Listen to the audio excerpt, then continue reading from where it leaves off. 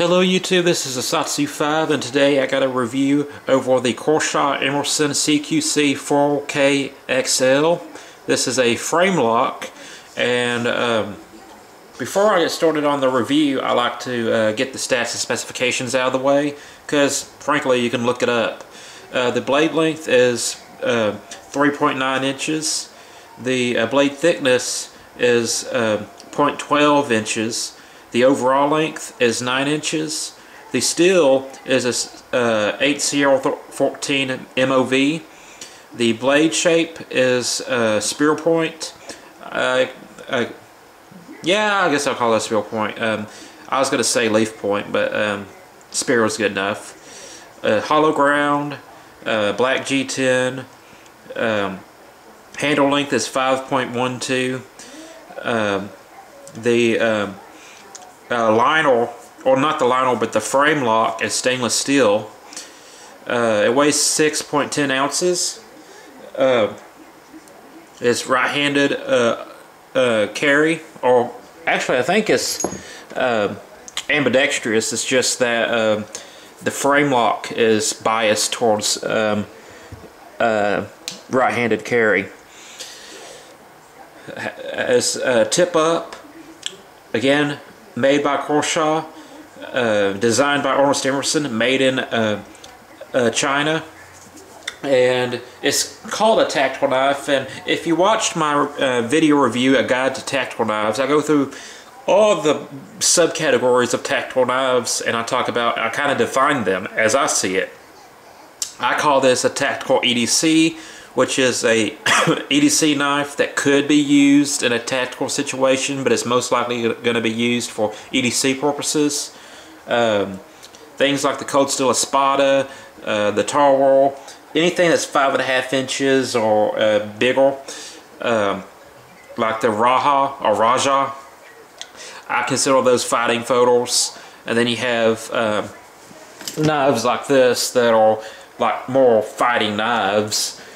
And so you got your get off of me knives, which are last ditch knives that are really only used for self-defense. And then you got your tactical EDCs, which is the step above get off of me. And these are knives that are going to probably be used every day, but they do have the ability to use in a self-defense situation.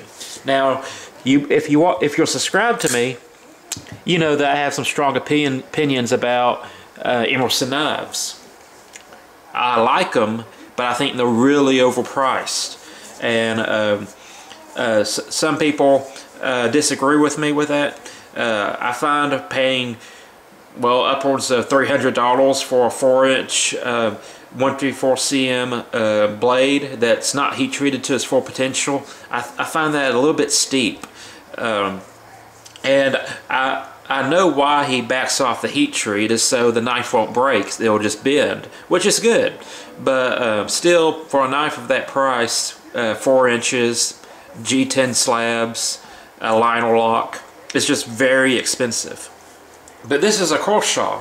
It's a Kershaw made knife designed by Emerson.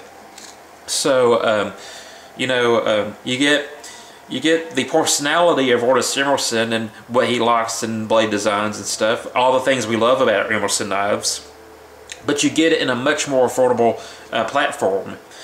No titanium on this, just stainless steel. There's the markings.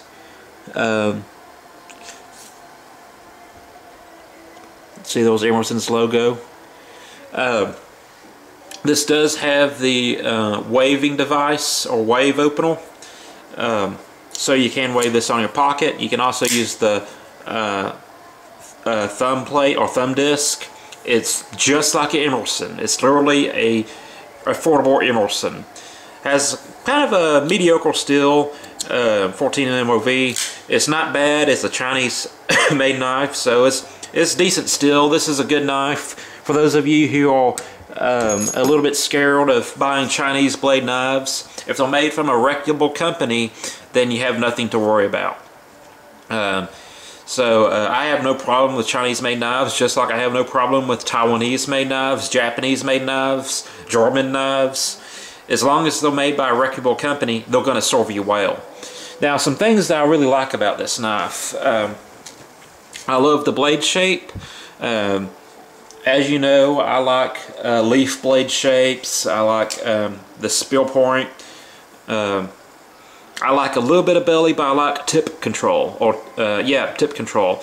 Because usually when I'm opening a package, whether it be with a this Emerson or this Clement River Knife and Tool Ripple or anything, I'm using usually. Let's see if I have a piece of paper right here. I usually flick it with the tip. I don't actually cut with the belly. So it's that tip digging in that really does all the work when I cut with a knife. So that's if I'm opening up mail, opening up food or packages, whatever. Usually I don't open up food with my knife, but sometimes it happens. I just kind of flick it open, and that tip is really what does all the work. There's a few instances when you're cutting rope or whatever that you'll use the belly. And there's also a cutting method that I use when I'm cutting what you call it,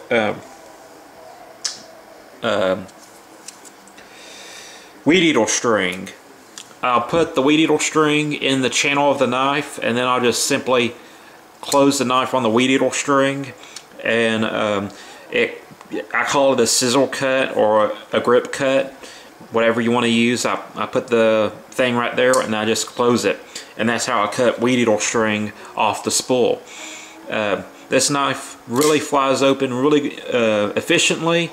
It's not quite as smooth as maybe a William Henry or a Stridal, but then again, it's way more affordable. So I have no issues with it. It deploys well with both the wave and the thumb disc. And check this out. It has a very strong detent.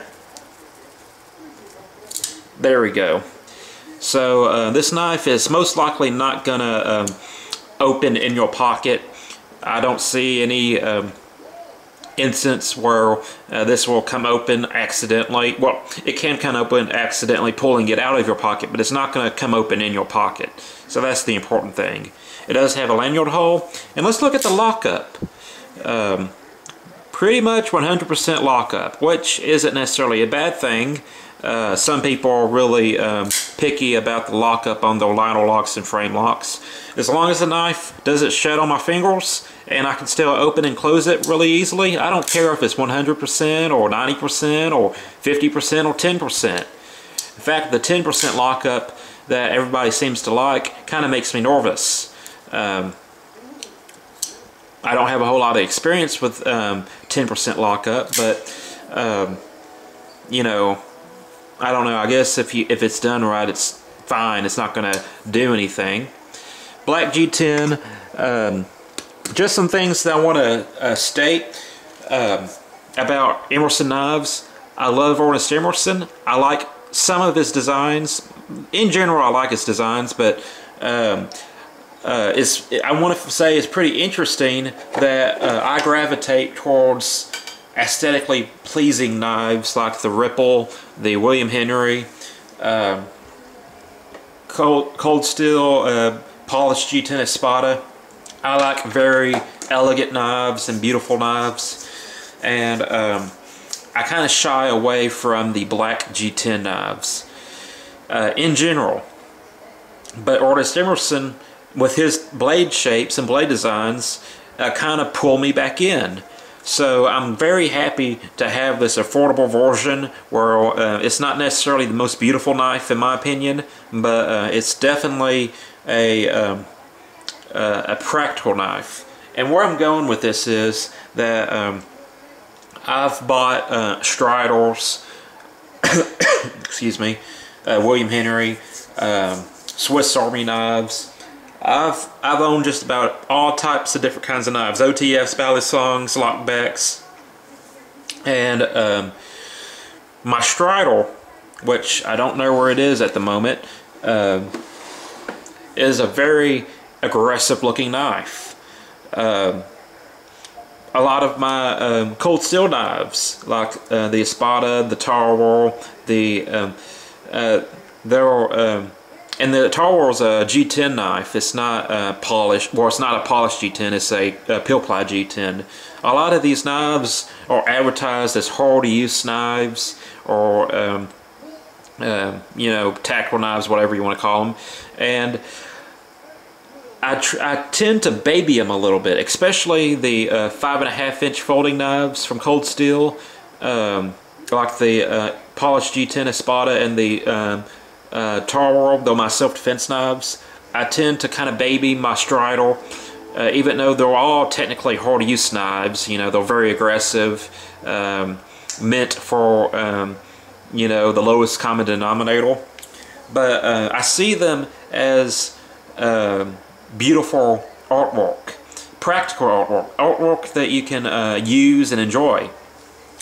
Emerson, on the other hand, something about how Emerson makes knives is I look at them like I would look at a hammer. And I'll never like use a Emerson knife as a screwdriver or a pry bar unless I just had no other choice. But I look at these Emerson knives like a hammer.